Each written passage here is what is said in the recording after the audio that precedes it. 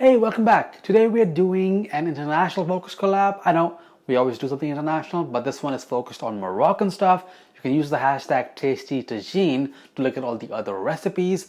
And we are making some couscous and a chicken and lentil and chickpea hearty stew. So let's get started first by getting the couscous out of the way. So I'm gonna grab some of my couscous.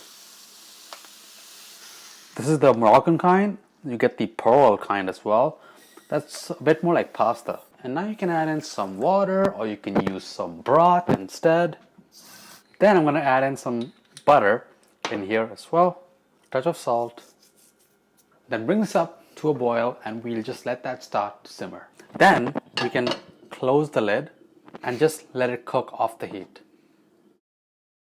And then after about 5 or so minutes, the couscous would be completely cooked. Just fluff it up so it's not all stuck together. And this is now ready for you to enjoy later with your stew. Now let's focus on our stew. So we'll start by seasoning our chicken thighs. You can use whole chicken, you can use bone-in chicken, because we're going to be shredding the meat later on anyways. Whichever cut you use, make sure to just pat the chicken dry on each side, and drying it will just help with getting more color onto that chicken. Now once you've done that, make sure to season each side with salt and pepper. And now let's go to our pan.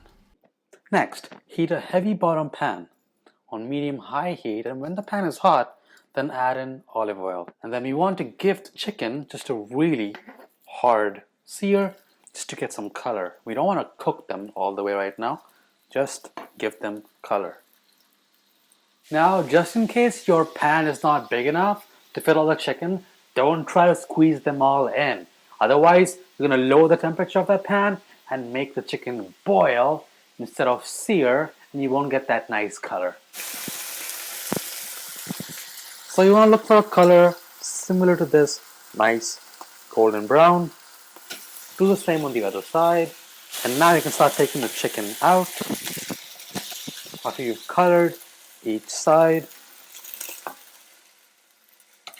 and add in all of your chopped onions in that pan. There's still some oil in there, so we don't need more. Grab a wooden spoon and just mix this up.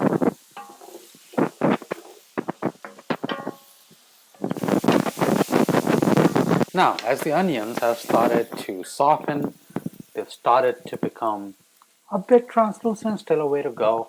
Start adding in some spices. So I'm going to add about a teaspoon of paprika, then just under a teaspoon of cayenne, just about a quarter teaspoon of cinnamon, and just around a 3/4 teaspoon of ground cumin, about a tablespoon of chopped garlic, about a tablespoon of minced ginger. And now just give this all a really thorough mix.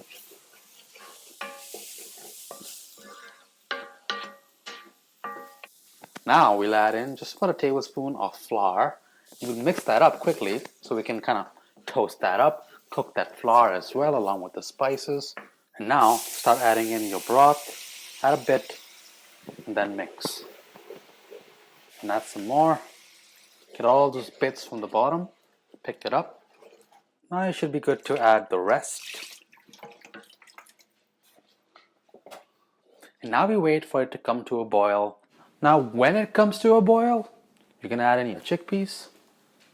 And I'm using about 1/3 cup of masoor dal or brown lentils or whole red lentils. And then add the chicken right back in, along with any juices. And then you want to lower the heat and let this simmer gently for about 15-20 minutes until the chicken is completely cooked.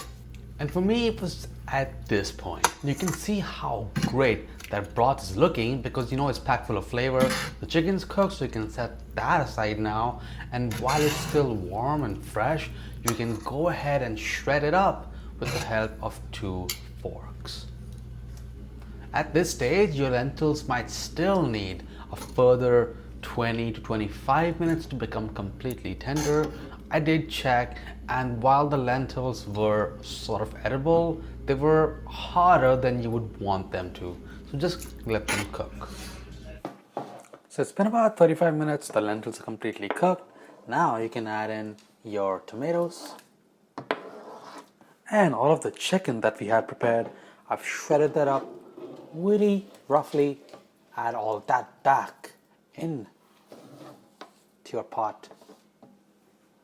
Then I'm gonna add about 4 tablespoons of harissa.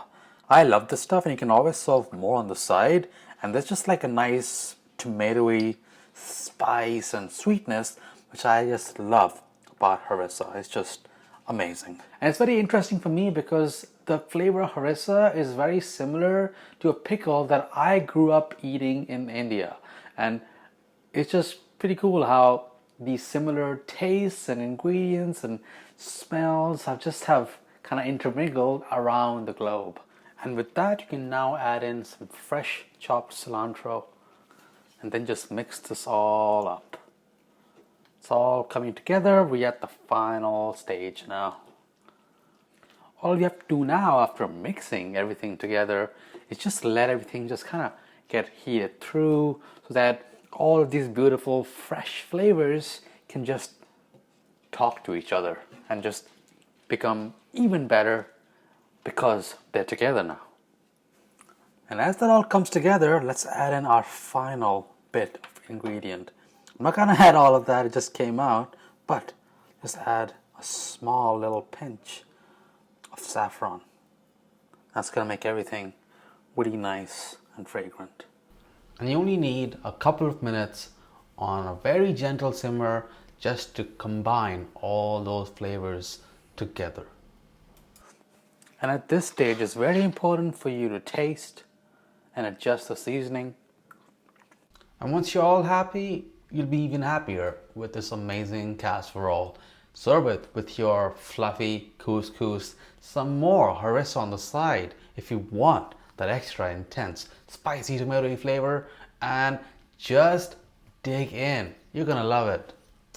Now, I don't know where you live, but where I am, it's very cold, and it's just so great to have this nice bowl of warm stew with the couscous. It's just gonna be,